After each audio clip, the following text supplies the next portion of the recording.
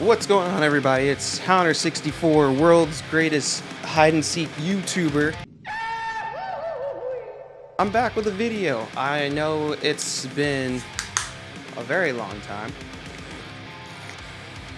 Oh, that's so good. I've been busy. Yeah, I've had stuff to do.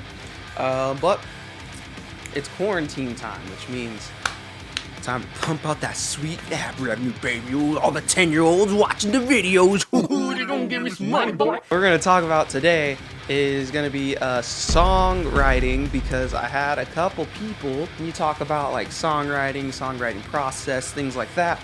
But let me clarify right now. There is no like set way to write a song. Basically, there's no like hard set rule like you have to do it this way, and we're gonna get into that later. But first thing I want to talk about is basically what is a song, like what makes a song a song. And I kind of compiled this list that I'm going to be looking on off screen. I feel like it kind of encompasses like everything that you need to know to like not like write a good song, but everything that a song should need, I guess, if that makes sense. Let's just go down the list and then I'll talk about each one kind of in points. So most songs are going to consist of a melody. The melody is not like, so the way you think of a melody is like, I guess you can think like some kind of lead line. Like any kind of song you can think of has some sort of lead line, whether it be a guitar for instrumental music or it's like a vocal. That is the melody, and that's basically, it's not like the main part of the song, but it is something that a lot of people usually gravitate towards because it is singular. It's normally like a single line. Sometimes it can be part of a chord structure, but the melody is like just a single line that leads the song pretty much. The next thing is going to be chords. Chords are basically what is known as your harmony, and with the harmony, it's basically like you're supporting music underneath. It could be a piano, could be a cappella, could be guitar, could be bass. It's just what gives your songs the chord structure. The next thing that you're gonna need, and this is really like as basic as songs need to get, is gonna be your beat and or rhythm. The beat and or rhythm, you can sum it up as either it being like a beat like a drum track, or like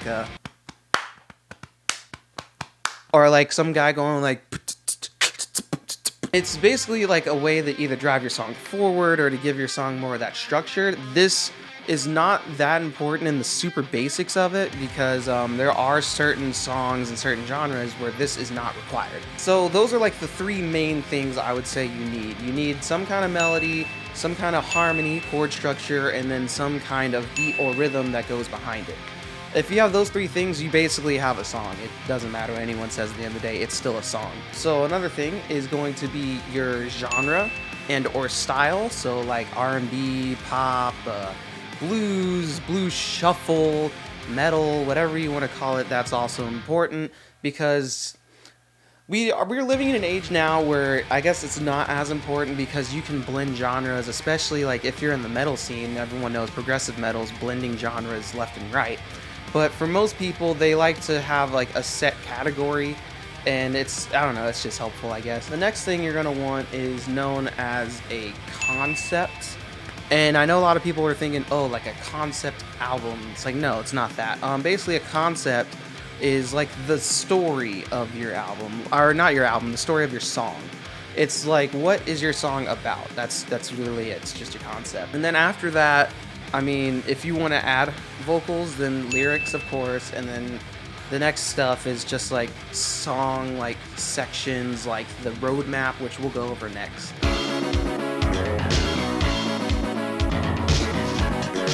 When I was going to college, we had to take courses on like song structures, like how this song was designed, like what kind of songwriting form it followed, and so on and so forth. And it was very important at the time because we needed to know how to study this music, essentially. Okay, well, let me get into rules here. So rules, basically, when you're laying out a song structure, like from start to finish, you're trying to give it like some kind of identification. What we used was letters.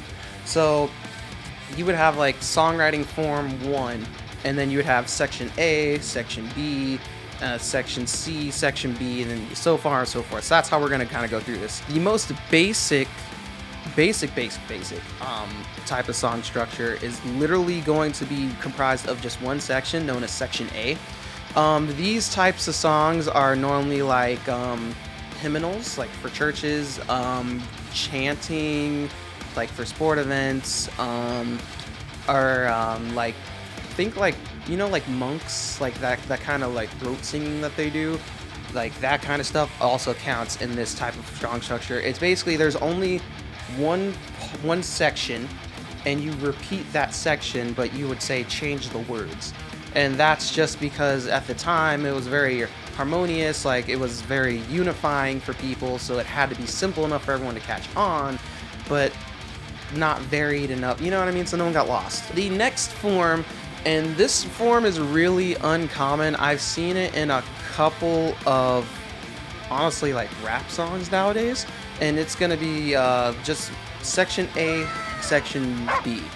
So with these type of songs, you'll have something like, let's change our settings real quick. So like for these kind of stuff, let's just take something I know how to play from a rap song, that Eminem song,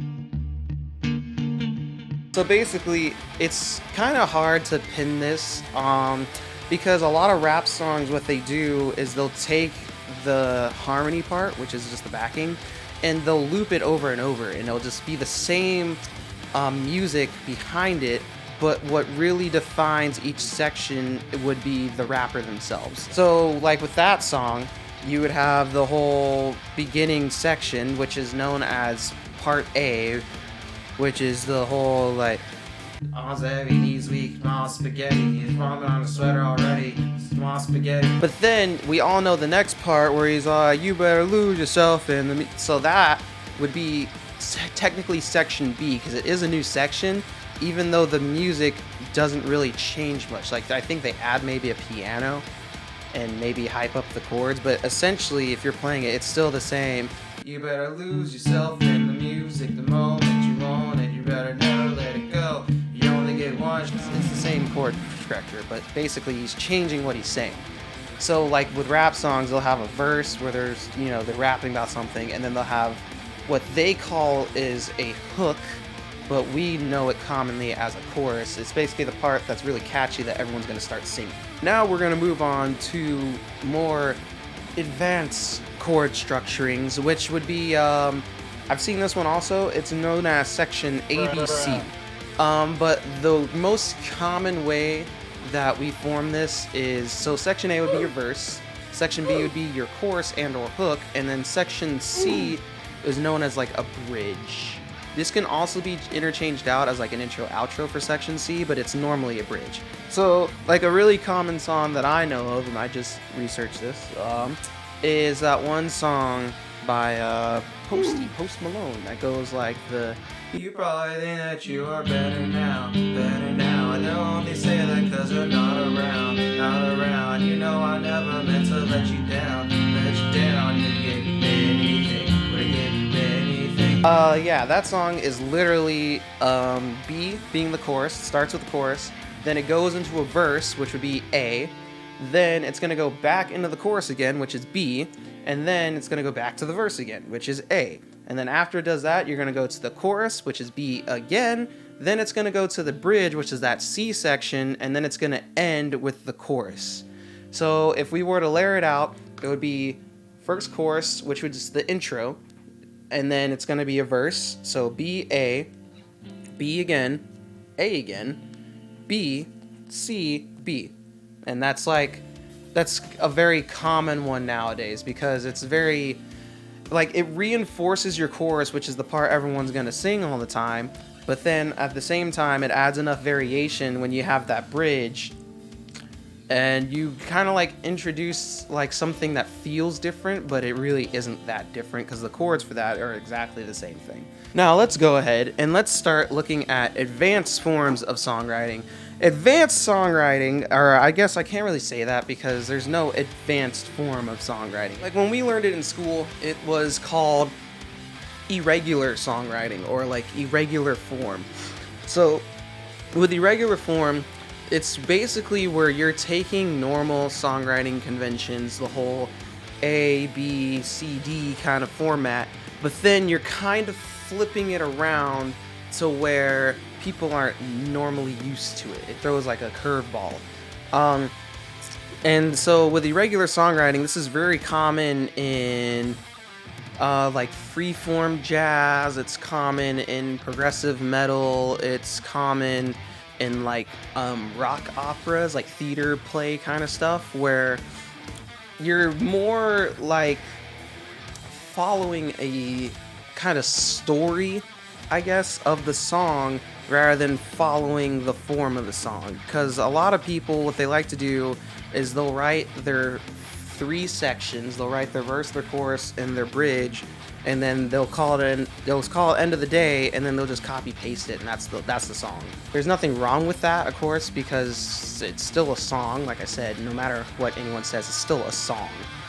But me personally, I am more of a fan of irregular songwriting formats. So with irregular songwriting, you would take, say, let's jump into a song that I have here that I made. So I made this song on Christmas because I had a friend who was like, hey man, can you write me a song? And I was like, sure. And so I wrote the song with like a Deathclock kind of feel, because he's really a huge fan of Deathclock and all that stuff. But this is a good, I guess, form of irregular songwriting, I think. I kind of don't really remember how the song goes. So if you look at my layout, you can see here I have intro to verse 1 to pre-chorus to the intro again. And then you would have the bridge, a solo, a second bridge, the intro again, and then an outro. It sounds like it's a lot of different parts, but it really isn't, because a thing that I kind of left out in the last section is the whole, remember how I told you the concept section, how I kind of brushed that under the rug? This is where concept is very important, because you can write as many parts as you want. You can end up writing freaking a Dream Theater song that's like 50 minutes long, but the reason why the song works in the first place is because it all has one unifying concept or one theme. The concept expands beyond just what it's about. It's also like the scales you use, the feeling you're trying to invoke. And when you have a unified concept or story, it keeps some type of familiarity throughout the song, but allows for different changes within it. So let's just get into this really fast. So for the intro, I have this little bitty.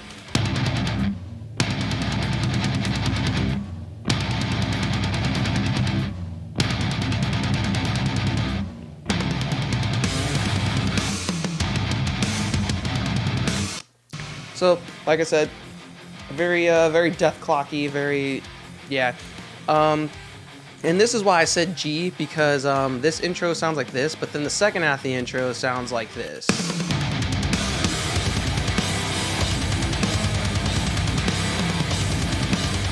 And that is like a variation on the intro. You could say intro is A, and then the variation is A1, because technically it's still the intro, but it's a different variation of it. But I just called it G just because the ending, like if you look here, is the exact same thing. It's the exact same thing. Now, if we go into the verse is gonna be different, but it still kind of follows that triplet theme, so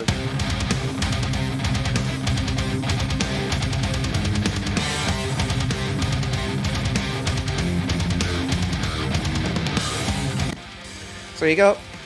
And then the pre-chorus is like another variation.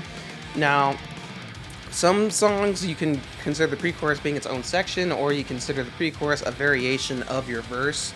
And then some people just consider verses 1 and verse 2 as variations of each other. It really depends on the type of song. Like in this song, I would probably say the pre-chorus is a variation of verse 1.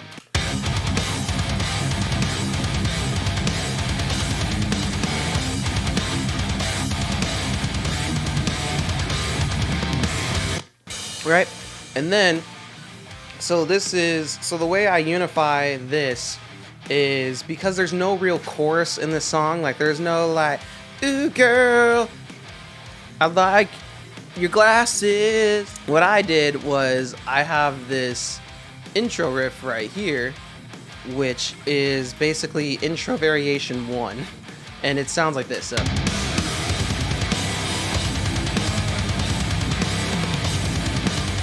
So that's basically my my motif, as they call it. And a motif can be a lot of different things. Like I said, the motif can be literally just a really cool riff that you liked. It could be like if you know that one like Pliny song.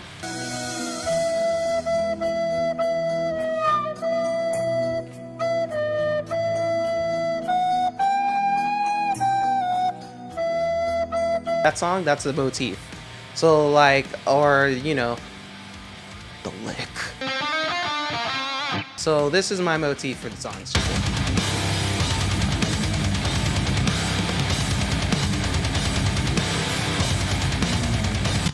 so instead of having a chorus that you sing it, it's guitars. It's a riff. And then I go into the bridge because most bridges follow after a kind of chorus, just because that's kind of how we're used to with typical songwriting. So it sounds like this.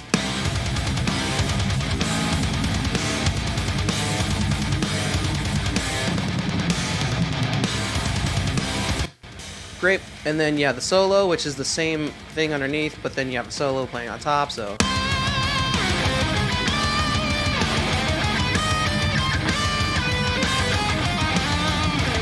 cool. And then after that, you're going to the second bridge, or you could call this a variation of the bridge. So you can call this, I guess, C1 or C2.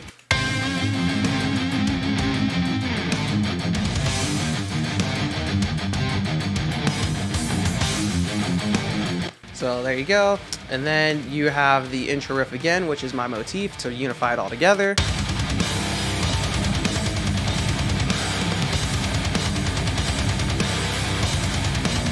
And then at the very end, you have the way that I started it is the way that it ends.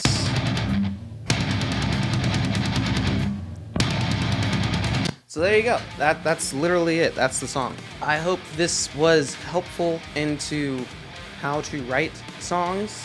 I know that songwriting is a very subjective thing. It's a very person-to-person, case-to-case basis, but at least from what I had studied, there are like a couple of rules you need to follow. Like I said, number one, most important thing is you need some kind of melody, whether it be singing, whether it be a piano, whether it be the lick.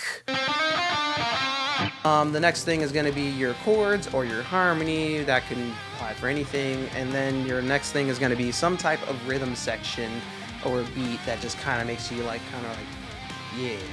You know, is this awkward yet? That's pretty much it. There's, like I said, there's no steadfast way, and if anyone ever comments on your song and says, yo, this is trash, man, yo, this is garbage, man, then I mean, I can't really help you with that. Thank you for watching. Thank you for waiting for me to come back from the grave. I'm alive, and stay safe out there. Don't shake anyone's hand or else you'll get the Rona.